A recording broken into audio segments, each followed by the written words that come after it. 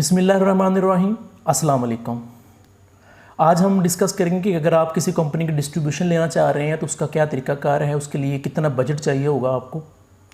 हम पूरी एक फिजिबिलिटी रिपोर्ट को यहाँ पे आज डिस्कस करेंगे।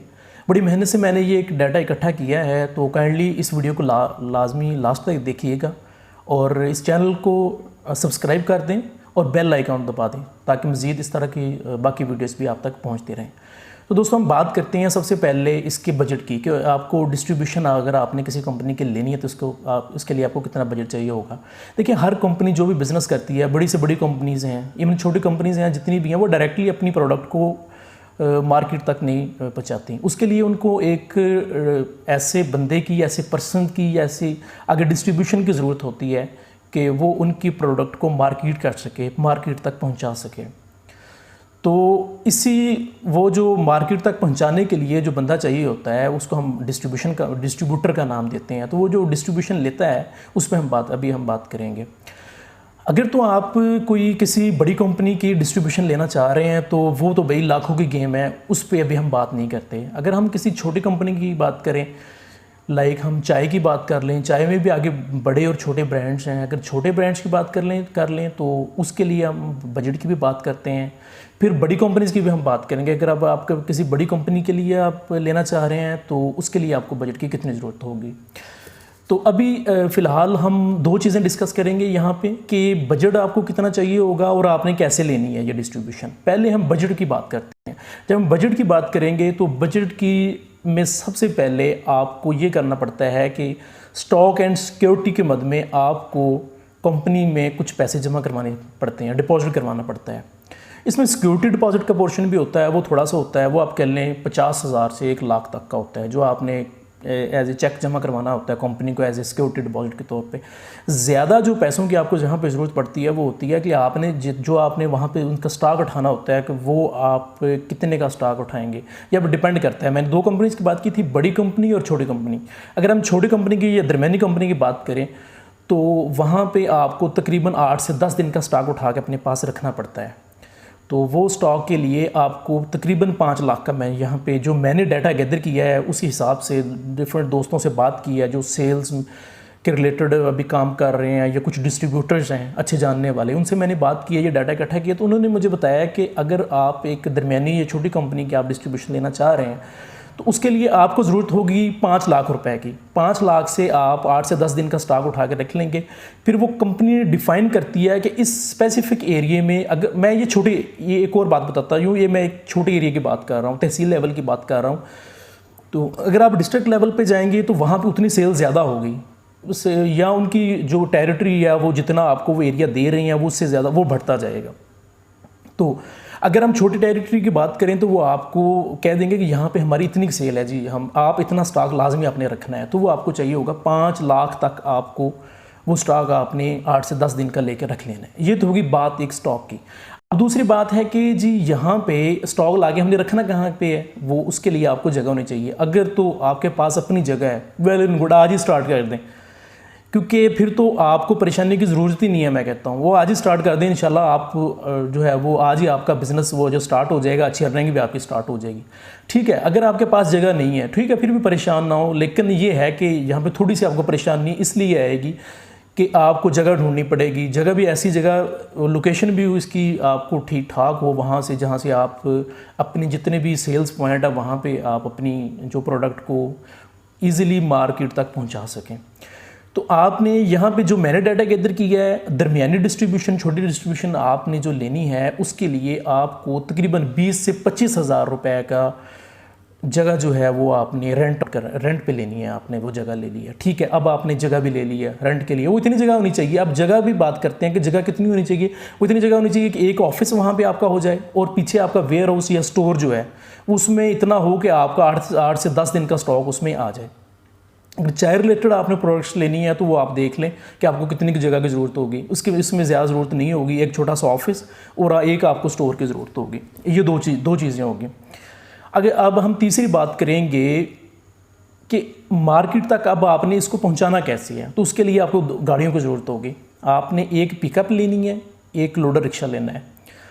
अब आपने ये दो चीज़ें क्यों लेनी है ये भी मैं आपको बात बताता हूँ कि लोडर रिक्शा जो है आपका वो विद इन सिटी और जो नज़दीक के जितने भी पॉइंट्स होंगे वहाँ पे आपने सारे वो लोडर रिक्शा के थ्रू आपने जो है वो सारी अपनी प्रोडक्ट्स हैं जो वो भेजनी है लोडर रिक्शे के थ्रू विद इन सिटी और जो करीब के पॉइंट्स हैं।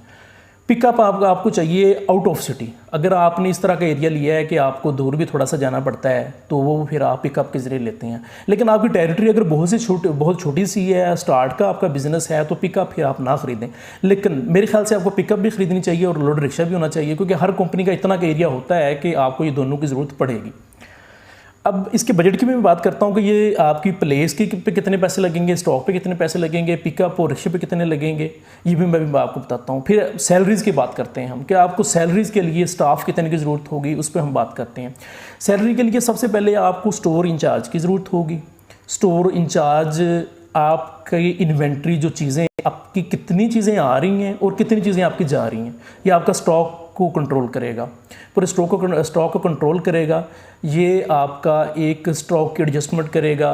फिर ये आपको बताएगा कि हमारे पास इतने दिनों का स्टॉक की ज़रूरत है, ये आप मंगवा लें, या हमने फ़लाँ पॉइंट्स पे हमने स्टॉक को भेजना है, तो ये इसके इनफ्लो और आउटफ्लो को कंट्रोल करेगा। दूसरी बात करता हूँ मैं अकाउंटेंट की। यहाँ पे अकाउंटेंट बहुत ज़रूरी है। ऐसी कंपनी जो या ऐसा बंदा जो बड़े पैसे कमा रहा है लेकिन उसको पता ही नहीं कि मैं कमा कितने रहा हूँ, एक्चुअली वो नाकाम है।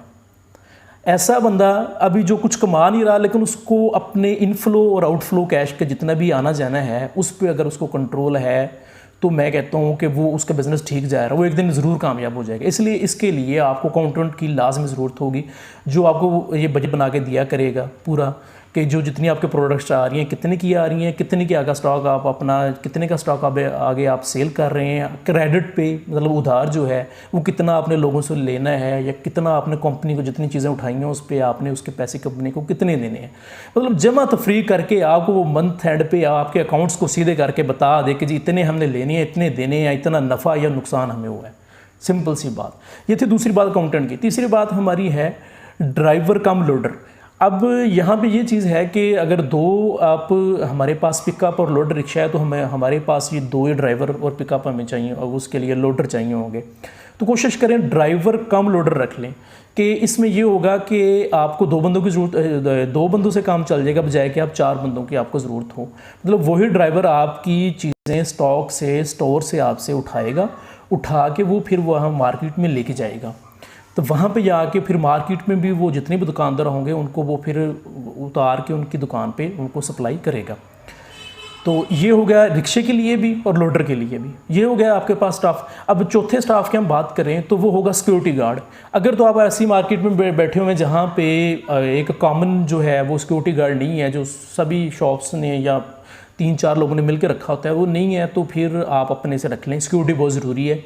अल्लाह ना करे आपका कोई ऐसा नुकसान हो जाए स्टॉक में या कोई सिक्योरिटी इशू आपके साथ कोई ऐसा हो जाए तो ये भी आपके बिज़नेस के लिए हार्मफुल हो सकता है। तो कोशिश करें एक सिक्योरिटी गार्ड भी रख लें। अब ये 4 बंदों का, ये 5 बंदों का आपने स्टाफ रखना है।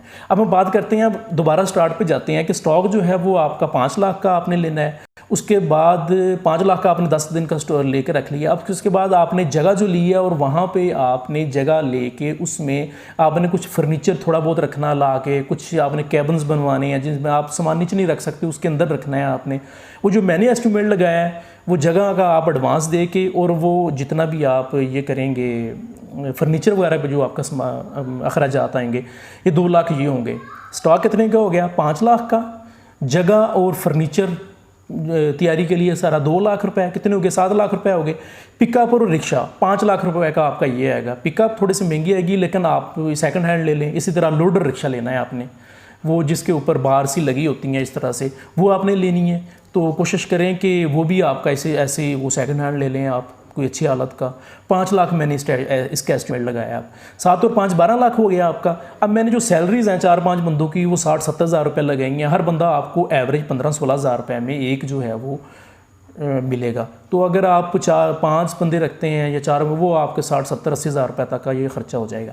अब मैंने जो एस्टिमेट यहाँ तक लगाया है वो तकरीबन आपका बन रहा है 12 लाख के से लेकर 13 लाख रुपए तक का। अच्छा, ये तो बात होगी है एक एवरेज या छोटी डिस्ट्रीब्यूशन की जो मैंने बात की है। आपने बहुत सारी वीडियोस देखी होंगी यहाँ पे कि जिसमें कह रहे हैं कि जी इतने के आप लें और इतने कमाएं। भाई ऐसी कोई बात नहीं होती।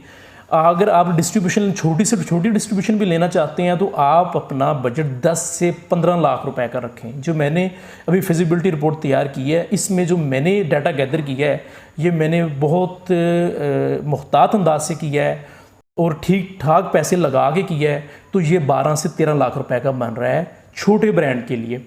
अब हम बात करते हैं थोड़े से बड़े ब्रांड के लिए। तो बड़े ब्रांड के लिए वो ब्रांड आपको इस बात पे मजबूर करता है, फ़र्ज़ करें पेप्सी कोक की बात कर लें, आप टपाल की बात कर लें, बड़े ब्रांड्स हैं, तो इनकी आप बात करेंगे तो आपको जनाब ज़रूरत होगी लाखों की भी थोड़ी बहुत नहीं होगी, आपको 40-50 लाख से लेके 1 करोड़ तक का स्टॉक इनसे उठा के रखना ही पड़ेगा लाजमी।